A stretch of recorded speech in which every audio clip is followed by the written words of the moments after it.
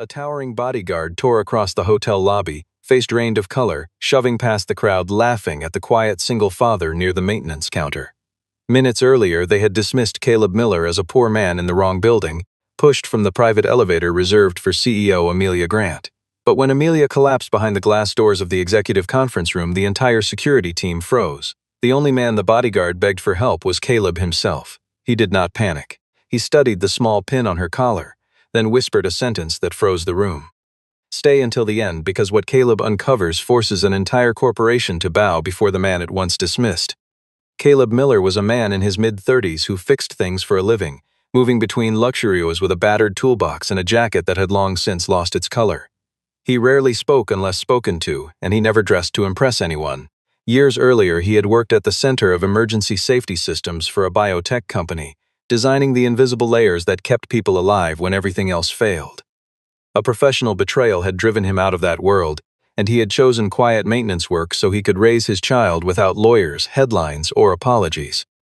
The child was never seen directly in his story, only felt as the reason he got up before dawn and came home late at night. Amelia Grant ran a rising biotech corporation and had arrived at a 5-star hotel in Chicago to close the most important deal of her career. She was sharp, composed, and cold in the way that power sometimes demanded, surrounded by people who had learned to hide the truth extremely well. Mason Brooks served as her personal bodyguard, a towering man whose loyalty ran deep but whose judgment, at first, leaned on appearances rather than instinct. Connor Blake held the title of Chief Operating Officer, elegant and dangerous in the way he always smiled before he struck. He wanted the deal signed no matter the cost, and he wanted Amelia dependent on him to get there. Evelyn Harris worked as her executive assistant, professional on the surface, quietly manipulated underneath, caught between fear and conscience. Jason Reed led hotel security and judged every person by the cut of their clothing, a habit that would soon cost him everything. The hotel itself became the stage for the coming storm.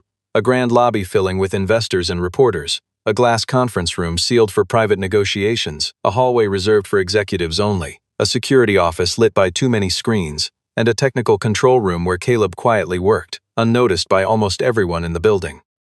A biotech conference filled every floor with ambition and money, and beneath all of it, a single ventilation system carried a warning that no one wanted to hear.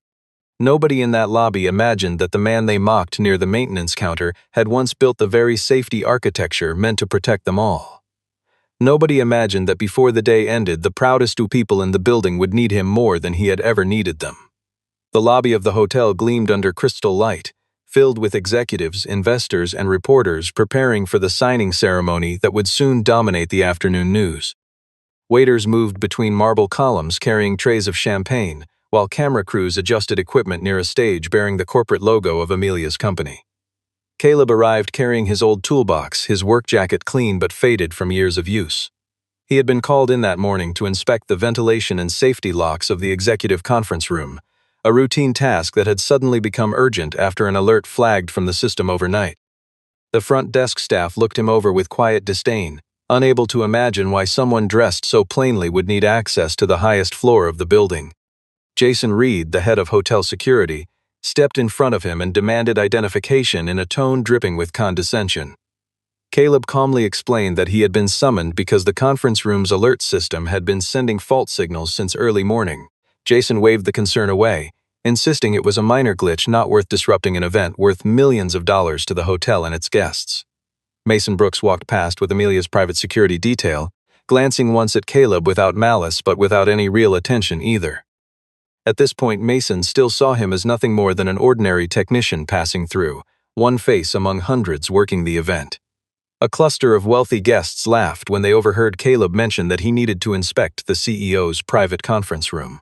One man sneered that someone dressed like him belonged in the basement, not anywhere near the executive floor, and the people around him chuckled in agreement. Caleb said nothing in return. He bent down, picked up a screwdriver that had slipped from his toolbox, and kept his composure so completely that a few of the younger staff members nearby found it strangely unsettling, as though his silence carried more weight than any argument could.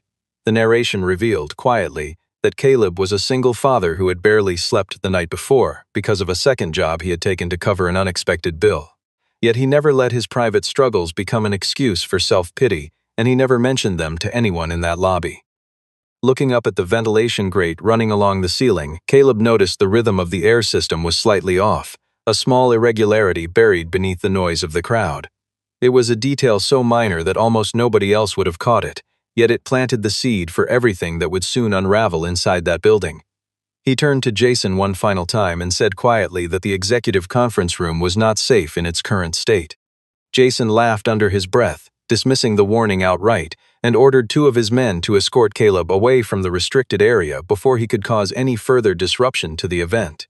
As the 2 guards guided him toward the surveillance corridor, Caleb glanced back once at the ventilation grate, memorizing its position without a word of protest. He had learned long ago that arguing with men who had already made up their minds rarely changed anything, and that patience often accomplished more than confrontation ever could. Amelia Grant entered the lobby to a wave of attention, elegant and composed, with Mason positioned close beside her at all times. Every person in the room seemed to view her less as a woman and more as a symbol of power and success. Connor Blake waited for her with a practiced smile, reminding her the moment she arrived that the deal had to be signed exactly on schedule, without delay for any reason whatsoever. He spoke with the calm certainty of a man who had already decided how the day would unfold. Amelia felt a faint irritation at her collar but dismissed it as nothing important. Pinned to her jacket was a small metal ornament that Evelyn had described earlier as a symbolic gift from the incoming partner organization, meant to be worn during the signing ceremony. From a distance, Caleb noticed the pin catch the light. He did not know what it was, only that it looked far too new compared to the rest of her carefully prepared outfit, an inconsistency that stirred a quiet unease in him. He also noticed a hotel server switch out the water glass on Amelia's private table, while everyone else in the room was distracted by the arriving crowd. Caleb tried to alert security immediately, but Jason blocked his path before he could reach anyone in charge. Jason accused Caleb loudly of trying to approach the CEO to draw attention to himself, and several onlookers began recording the confrontation on their phones, turning Caleb into an unwilling spectacle in front of dozens of strangers. Amelia saw the scene unfold from across the room. She did not personally insult Caleb, but because she trusted her security team completely and had little time to spare, she coldly instructed her staff to handle it quickly so it would not disrupt the event any further. That single sentence cut deeper into Caleb than anything Jason had said, though he still refused to react outwardly. He simply looked toward Mason and spoke a short warning, telling him that if the conference room stayed sealed for more than 10 minutes, someone needed to open the doors immediately. Mason hesitated for a moment, unsettled by the certainty in Caleb's voice, a tone that did not match someone merely seeking attention. But Connor cut in immediately, telling Mason there was no reason to listen to a maintenance worker who had no business near executive matters. Caleb was ordered to remain in the secondary technical area, forbidden from entering the executive wing under any circumstance. He accepted the order without complaint, but before walking away, he quietly memorized the layout of the ventilation lines, the position of the security cameras, and the location of every emergency exit nearby. Amelia walked into the glass conference room a few minutes later, and the automatic doors sealed shut behind her with a soft mechanical hiss. On the technical control panel in Caleb's section, a warning light began blinking in a shade of red that meant something had already gone wrong. Caleb stood alone in the narrow technical corridor, staring at that blinking light for a long moment before reaching for his radio. Nobody answered on the other end, and the silence in his headset felt heavier than any insult he had absorbed all morning. Inside the sealed conference room, Amelia began presenting her company's newest biotech innovation to a table of eager investors, all of them anticipating a signature that would send the value of her company soaring within days. Connor sat close beside her, repeatedly pressing her to skip past a safety clause that remained under dispute, claiming the board had already approved it, and that only her signature stood between them and a completed deal. Amelia began to feel a faint shortness of breath, something she attributed to nerves and the pressure of the moment. She reached for her water and drank slowly. Mason stood just outside the glass wall, noticing her pallor but finding no obvious reason yet to intervene. In the secondary technical area, Caleb discovered that the ventilation readings did not match reality. The monitor displayed a normal airflow pattern, yet the sound coming through the duct system suggested a valve had been partially closed somewhere along the line. He checked the system logs and found that someone had logged in using hotel administrative access, though the username attached to that entry had been deliberately erased. This was proof enough for him that the malfunction was not accidental in any way. Caleb called the internal security desk, but Jason refused to answer his radio. At that very moment, Jason was busy bragging to a colleague about how efficiently he had handled the troublemaker down in the lobby earlier that morning. Back in the conference room, Amelia's hand trembled as she lifted her pen to sign the final document. Connor noticed her unsteady grip, but instead of offering help, he leaned closer and murmured that everything would be fine once the signature was complete. Evelyn stood behind Amelia's chair, her expression tightening with worry. She noticed the pin on Amelia's collar sitting slightly crooked, with a faint red mark forming on the skin beneath it, yet fear of Connor kept her from saying a single word. Caleb's mind drifted briefly to an old accident involving falsified sensors and a sealed room, a memory from his former career. He understood that if someone had deliberately engineered this failure, the victim would likely be dismissed afterward as merely exhausted or overwhelmed by stress. He ran toward the conference room but was stopped by two security guards who assumed he was trying to force his way into a restricted area without proper authorization, treating him as a threat rather than someone trying to prevent disaster. Caleb did not fight and did not raise his voice. He simply pointed upward toward the ceiling vents and said, in a voice too calm for the moment, that if she collapsed, there would be no time left for apologies. At that exact instant, inside the conference room, Amelia's knees buckled and she collapsed against the polished table. Mason slammed both fists against the reinforced glass, but the executive lock system refused to release, sealing the room tighter than before. Investors around the table shot to their feet, chairs scraping against marble, voices rising into a confused wall of noise. Connor's face flickered with something that looked less like panic and more like calculation, as if he had already rehearsed this exact moment in his mind long before it ever happened. Evelyn pressed her hand against the glass from the inside, mouthing for someone to open the door, her composure finally cracking under the weight of what she had quietly suspected all along. Somewhere beyond the crowd, an alarm began to sound, thin and distant, as though the building itself had only just noticed what was happening. Chaos erupted through the lobby as investors rose to their feet. Evelyn's composure shattered into visible panic, and Connor pretended concern while quietly signaling one of his people to gather the documents scattered across the table. Mason tried his executive access card against the locked door repeatedly, but the system kept returning an error message. He radioed the hotel's technical team, yet no one responded fast enough to matter in a moment that felt like it was collapsing by the second. Caleb studied the control panel and understood immediately that the door had not malfunctioned at all. Instead, it had been switched into a false emergency isolation mode, transforming the conference room into something closer to a sealed-in container than a place of business. Mason turned back and looked at Caleb, and this moment became the turning point of the entire crisis. The bodyguard who had once stood silently while Caleb was humiliated now had to choose between his pride and the life of the woman he was sworn to protect. Mason sprinted across the lobby, pushing reporters and guests aside without apology, until he stood directly in front of Caleb, his voice cracking as he shouted for help for his CEO in front of everyone watching.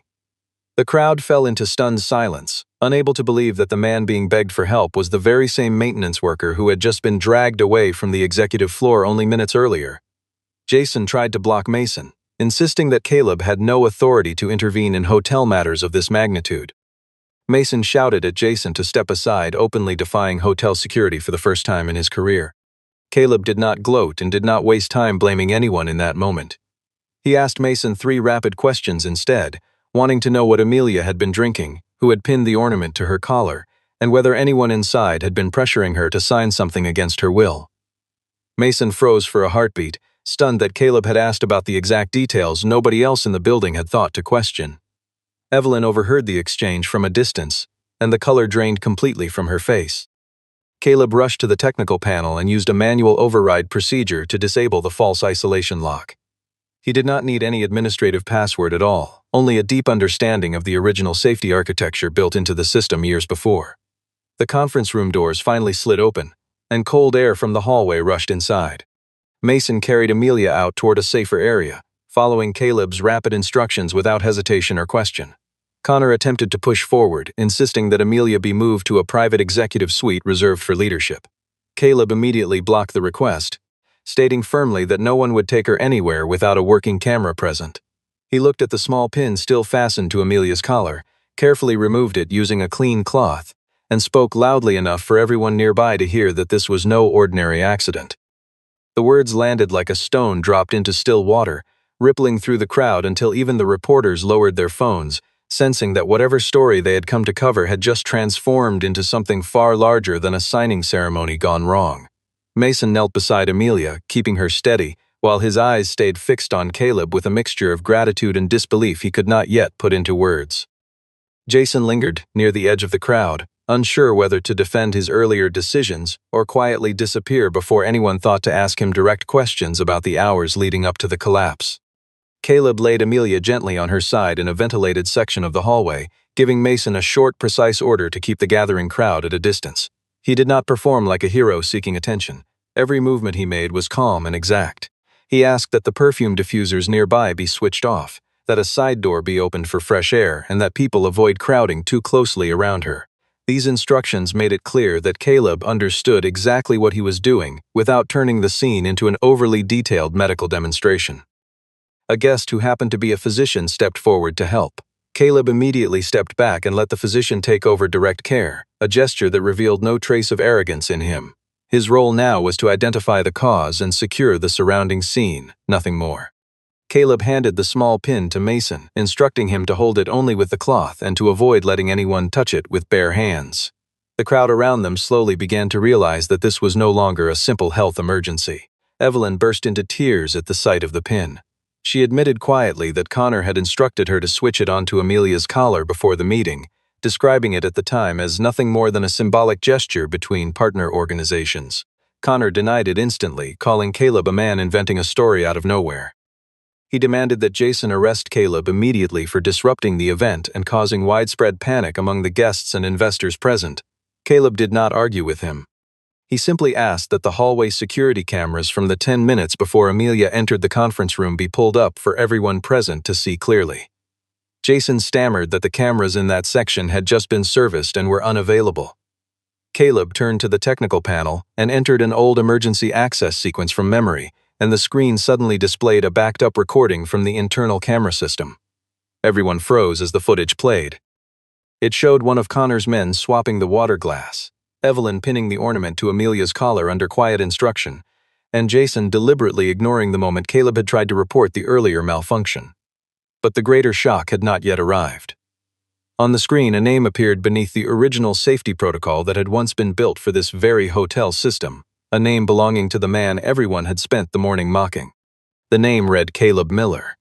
Mason looked at Caleb as though seeing him clearly for the very first time. Amelia, still weak but slowly regaining consciousness, caught fragments of the name being spoken aloud, and something shifted behind her eyes as she absorbed what it meant. Caleb explained briefly that years earlier he had designed a backup safety layer for the executive systems used throughout this hotel chain. That history was why he alone understood how to disable the false isolation lock the moment it had been triggered. Connor's expression shifted the instant he realized Caleb was no ordinary maintenance worker after all. He quietly signaled to one of his associates to slip away from the growing crowd, unaware that Mason had already caught the gesture and filed it away without a word. The physician confirmed that Amelia's condition was stabilizing, though she remained weak and needed to rest away from the noise and confusion filling the lobby. Hotel staff, once dismissive of Caleb, now stood at a respectful distance, unsure how to reconcile the man they had mocked with the one who had just saved their employer. For a long moment, nobody spoke. The only sound in that stretch of hallway was the quiet hum of the ventilation system finally running clean, as though the building itself had exhaled after holding its breath for far too long. Reporters who had come to document a routine signing ceremony now stood frozen with cameras lowered, sensing they had stumbled onto something far larger than quarterly earnings or handshake photographs. A young hotel employee near the wall whispered to a colleague, asking who exactly this quiet man in the faded jacket really was, and neither of them had an answer worth saying aloud. Mason finally released the breath he had been holding, glancing once more at Caleb before turning his attention back to Amelia, who was beginning to stir against the physician's steadying arm. Once the physician had Amelia stabilized enough to be moved to a guarded private area, the story shifted from the chaos of the crisis toward the buried history that had shaped Caleb long before anyone in that lobby ever knew his name. Mason asked why a man capable of designing high-level safety protocols would spend his days working shift maintenance jobs instead. Caleb avoided the question at first, saying only that some people lose their careers simply for refusing to stay quiet. The narration then revealed his past in full. Caleb had once worked as a safety engineer on a biotech research project, where he discovered a dangerous flaw in a testing system, one that could allow falsified health data to circulate undetected within a sealed environment. Caleb had filed a formal report about the vulnerability, but the report was quietly buried before it ever reached the right people. The man responsible for burying it was Connor, who at the time was determined to push the project to market early in order to secure fresh investment funding. Connor spread a rumor that Caleb had leaked internal data, and the accusation ended his career almost overnight. Caleb had neither the money to fight the claim in court nor the desire to drag his child into a public battle involving lawyers and headlines. The story mentioned only briefly that Caleb had chosen night maintenance works specifically so his days remained free for raising his child, ensuring the household never revolved around legal disputes or press conferences about his ruined reputation. Amelia had never known the true version of these events. Connor had only ever shown her an edited version of the original report, one that painted Caleb as a disgruntled employee rather than the man who had tried to prevent a disaster. In the present, Amelia regained enough strength to hear Mason recount everything that had happened. She asked to see Caleb directly, despite Connor's obvious attempt to keep the two of them from speaking privately. Caleb stepped into the private recovery room, and the atmosphere turned heavy with tension, since only minutes earlier Amelia had been the cold executive who let him be dragged away from the executive floor without a second thought. Amelia, her voice still weak, asked Caleb why he had chosen to save her after everything he had endured that morning. Caleb answered plainly that he had not saved a title or a company, only a human being who was being used as a tool by people around her. His answer left Amelia silent for a long moment. This became one of the most important emotional turns in the entire story, the moment she began to understand the difference between holding power and holding integrity. Mason stood near the doorway, listening quietly, and something in his posture shifted, as though the weight of his earlier judgment against Caleb had finally begun to lift from his shoulders. Caleb told Amelia plainly that if she wanted to survive whatever game was being played against her, she needed to stop trusting the people standing closest to her, because proximity had clearly never guaranteed loyalty. Amelia turned her face toward the window, watching the afternoon light move across the glass towers of the city skyline, and admitted quietly that she had built an entire career trusting reports and recommendations without ever asking who benefited most from the decisions she signed. It was the first time in years she had questioned that pattern out loud. Mason cleared his throat and said he intended to keep the pin and the recovered footage somewhere Connor could never reach, a small promise that carried far more weight than it sounded. Caleb nodded once, understanding that trust, once broken this badly, had to be rebuilt one deliberate choice at a time rather than through a single grand gesture. Connor moved quickly to change his strategy. He met privately with several board members and claimed that Caleb had deliberately sabotaged the event out of revenge for being dismissed from the company years earlier, twisting the entire crisis into a story about a bitter former employee. Jason was pulled into the scheme as well. Afraid of losing his position, he told the board that Caleb had tried to force his way into the executive floor before Amelia ever collapsed, making Connor's fabricated version of events sound far more believable to anyone hearing it for the first time. Amelia remained weak and had not yet regained enough strength to confront the board directly. Connor intended to exploit that gap in leadership, pushing the remaining board members to approve the contract on her behalf while she was still too fragile to object. Mason made his decision without hesitation, choosing to stand firmly on Caleb's side. He handed the recovered pin over to an independent legal team and kept a secured copy of the camera footage on his own personal device, refusing to let either piece of evidence disappear. Connor turned to threatening Evelyn next, warning her that if she told the full truth, she would be blamed for poisoning the chief executive herself. Evelyn found herself caught between overwhelming fear and a conscience she could no longer ignore. Caleb refused to run even though he understood he could easily be arrested before the truth came out. He stayed because he knew that if he disappeared now, Connor would have every opportunity to erase whatever evidence remained of what had truly happened.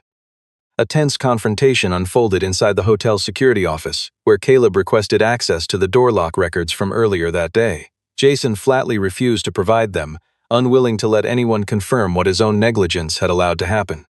Mason placed his hand firmly on the desk, saying nothing threatening, yet his presence alone carried enough weight to make everyone in the room reconsider their next move without a single raised voice. Caleb found the contradiction he needed. The false isolation lock had been activated before Amelia ever showed any physical symptoms, which meant the failure could not have been a spontaneous reaction to her collapse. Someone had planned this well in advance of the meeting itself. Connor walked into the office and clapped mockingly, calling Caleb a failed father, a man who had already lost everything once and now wanted to drag other people down with him out of bitterness and envy. Caleb did not raise his voice or lose his composure. He simply told Connor that his mistake had been assuming a poor man would never keep evidence of what had happened to him all those years ago. He then produced an old copy of the safety report he had filed years earlier, complete with a timestamp and an internal confirmation of receipt, a document that clearly outlined the exact vulnerability now being exploited inside the building that very day. The name listed as the original recipient of that long-buried report finally became visible to everyone standing in the room, and it belonged unmistakably to Connor Blake himself. Jason's face drained of color as the implication settled over him, realizing that his loyalty had been spent protecting a man who had orchestrated the very danger Caleb tried to warn everyone about years before. He backed toward the wall, saying nothing further, unwilling to dig himself in any deeper than he already had. Mason then quietly photographed the document with his own phone, sending a copy to the independent legal team before anyone in the room could think to object or interfere. Connor's composure finally cracked, his jaw tightening as he realized the evidence he assumed had vanished forever had been sitting in a poor man's possession the entire time. Amelia demanded an emergency board meeting be called immediately inside the hotel itself. Connor objected loudly, but he had no way to prevent it since Mason now controlled every entrance leading toward the meeting space. Caleb did not sit in any seat of honor. He stood beside the technical control panel like an ordinary staff member, creating a striking contrast against the expensive suits filling the rest of the room. Connor tried to open the meeting by insisting Caleb had no standing to speak at all. Amelia responded coldly that the man who had just saved her life held far more standing than someone who had pressured her to sign papers while she could barely breathe. Caleb laid out 3 layers of evidence in a clear and simple order: the hidden camera footage, the altered door lock records, and the old safety report Connor had buried years earlier. He avoided complicated technical language, choosing instead to walk the room through simple logic that anyone could follow, focusing on who had locked the door first, who had switched the ornament on Amelia's collar, and who stood to benefit if she signed the contract while not fully conscious. Evelyn entered the room trembling, finally admitting aloud that Connor had instructed her to switch the pin, describing it to her at the time as nothing more than a symbolic gesture for the incoming partner. She confessed that she had not understood its danger, but she had known something was wrong the moment Amelia grew unsteady, and she had said nothing. Jason also buckled under the weight of the mounting evidence. He admitted that Connor had specifically told him to slow down any technical intervention that day, all to avoid delaying the signing ceremony scheduled for that afternoon. Connor lost his composure entirely, insisting that everything being presented was pure speculation from a man who had once been fired from the industry entirely. Caleb calmly played an old recorded statement from the archive, one in which Connor himself had insisted the project needed to launch regardless of unresolved safety concerns. The room fell into complete silence. Amelia looked directly at Connor, finally understanding that the empire she had spent years building rested on a lie that had been hidden with remarkable skill for far too long. Board members exchanged uneasy glances, some of them realizing for the first time how close the company had come to catastrophe because a warning from years earlier had been buried instead of addressed. One member asked quietly whether similar reports might still be sitting unread somewhere within the organization. Amelia raised her hand for silence and announced that the contract negotiated under Connor's influence was canceled immediately, effective the moment she spoke the words aloud in front of everyone present. She further declared that all of Connor's executive authority would be suspended without exception until an independent investigation could be completed in full, and she instructed security to escort him out of the meeting room without delay. Connor rose from his chair, still attempting to argue that the board would regret siding with a maintenance worker over a man who had spent years building the company's reputation. Nobody at the table responded, and the silence that followed carried more force than any rebuttal could have delivered. Mason stepped forward to walk him out personally, making certain no documents left the room in Connor's possession. Caleb remained by the panel, watching quietly, feeling neither triumph nor satisfaction, only a tired sense that the truth had finally been allowed to surface after being buried for far too long. After the confrontation ended, the story shifted from tension toward quiet emotion. Amelia found Caleb in a hallway behind the meeting room, far from the cameras and reporters that had filled the lobby only hours earlier. Amelia apologized for allowing her security team to treat him with such disrespect. She did not hide behind excuses about being busy or being deceived. She admitted plainly that she had watched a man being humiliated and chosen silence instead of standing up for him. Caleb did not offer easy forgiveness right away. He told her that silence from someone with power sometimes wounds more deeply than open cruelty from someone with none, a truth that clearly struck her harder than any accusation could have. His words settled heavily over Amelia. She realized the problem went beyond Connor's betrayal alone. It extended to a company culture that had allowed people without power or status to be overlooked and dismissed without consequence for far too long. Mason apologized to Caleb as well, admitting that he had initially viewed him as an insignificant risk, someone barely worth a second glance. It was only after Amelia's collapse that he understood Caleb had been the only person in that entire lobby who had recognized the danger for what it truly was. Caleb accepted Mason's apology, recognizing that Mason had been willing to set aside his own pride to beg for help when it mattered most. That single act of humility moved Caleb more than he expected, and he told him so plainly. Evelyn apologized to both Amelia and Caleb, her voice barely steady. Amelia did not forgive her completely in that moment, but she offered Evelyn a chance to cooperate fully with the investigation if she agreed to tell the entire truth without holding anything back. Jason was suspended on the spot. There was no exaggerated punishment scene, only the plain and immediate consequence that his contempt for others and his willingness to hide the truth had finally caught up with him.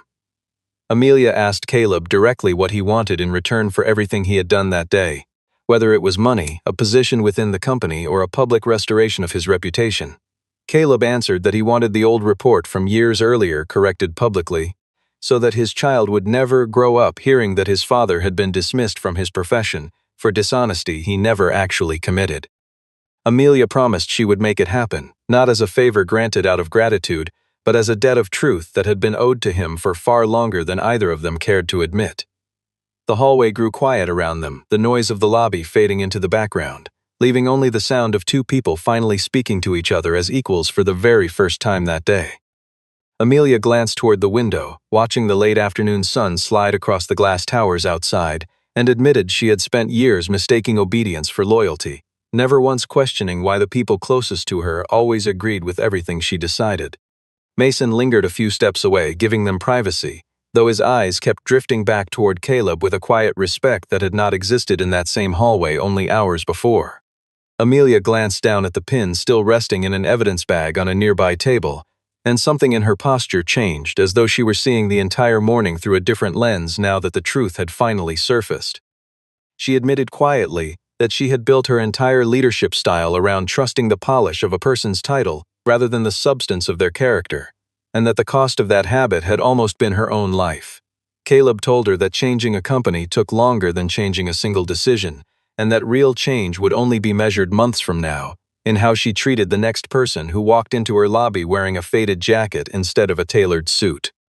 Amelia nodded slowly, understanding that his words were not bitterness, only honesty offered plainly, without any attempt to soften it for her comfort. Weeks later, the results of the internal investigation were shared across the company. Connor was removed from his executive position entirely and now faced a formal legal inquiry, while every contract tied to the risky project he had once pushed forward was placed on indefinite hold. Amelia organized a company-wide meeting, though it carried none of the polish or spectacle of the earlier signing event. She stood in front of her employees and openly admitted that leadership had ignored a safety warning years earlier, choosing reputation over the well-being of the people the company was meant to serve. Caleb was invited to attend. He did not wear an expensive suit for the occasion, arriving instead in the same simple, clean work jacket he always wore. The difference this time was that nobody in the room dared to laugh. Amelia publicly restored his reputation, confirming in front of everyone present that his original report from years earlier had been accurate, and that the very warning he issued back then had ultimately been the reason she survived the crisis in the conference room. The board offered Caleb a senior position within the newly formed safety division of the company. He did not accept immediately. Instead, he set a single condition, insisting that every technician, maintenance worker, assistant, and security guard be given the authority to halt any process they believed was dangerous, without fear of punishment or retaliation. This condition became the emotional core of the entire story, a reminder that the people standing lowest within an organization often notice the truth first, even though arrogant systems frequently silence them before anyone above ever listens. Amelia agreed to the condition without hesitation. She understood by then that Caleb was not simply asking for a job title. He was asking her to change how the company treated the very people who had no real power to protect themselves. Mason became more than a bodyguard from that day forward. He stood as a guardian of this new principle as much as he stood beside Amelia herself, and a quiet mutual respect grew between him and Caleb, two men who had once stood on opposite sides of a locked door, yet had ultimately chosen the same instinct to protect a life above everything else. The final scene returned to the same hotel lobby where everything had begun. Caleb walked back through those doors one more time to repair a final malfunctioning control panel that had been left unresolved since that chaotic afternoon. Jason was no longer employed there. A new front desk employee greeted Caleb by name, addressing him respectfully as Mr. Miller, a small but unmistakable sign of how much had changed within those marble walls. Amelia approached him near the same counter where he had once been mocked and dismissed. Gone was the cold, guarded posture of the executive who had once let him be pushed aside without a second thought. She asked quietly whether he ever regretted coming back that day to save her. Caleb looked around at the lobby where he had once been ridiculed, then answered that his only regret was ever believing, even briefly, that the truth was no longer worth defending. Amelia offered a faint smile in response, and neither of them rushed the moment or forced it into something bigger than it needed to be, only allowing the quiet foundation of trust and healing between them to grow at its own pace. The story closed with Caleb stepping out of the hotel as morning light spread across the entrance. He had not become a loud or celebrated hero. Yet everyone left standing in that lobby watched him go in complete silence, not out of fear but out of genuine quiet respect. That night, Caleb had not simply saved a chief executive from a carefully engineered disaster. He had saved an entire company from the very arrogance that had nearly destroyed its soul, and he had done it without ever raising his voice. That night, Caleb did not simply save the life of a chief executive caught in a carefully engineered trap. He reminded an entire building, and everyone who witnessed it, that dignity has no correlation with the price of a jacket or the size of a paycheck. The people so quick to laugh in that lobby had judged a man by his tools instead of his character, and it very nearly cost them everything they claimed to value. If this story moved something in you, carry its lesson forward the next time you are tempted to dismiss someone based on how they look or what they carry. The quietest person in the room is sometimes the only one who sees the truth clearly enough to save it. Share this story with someone who needs the reminder that respect should never be conditional, and that real strength often wears the plainest clothes in the room.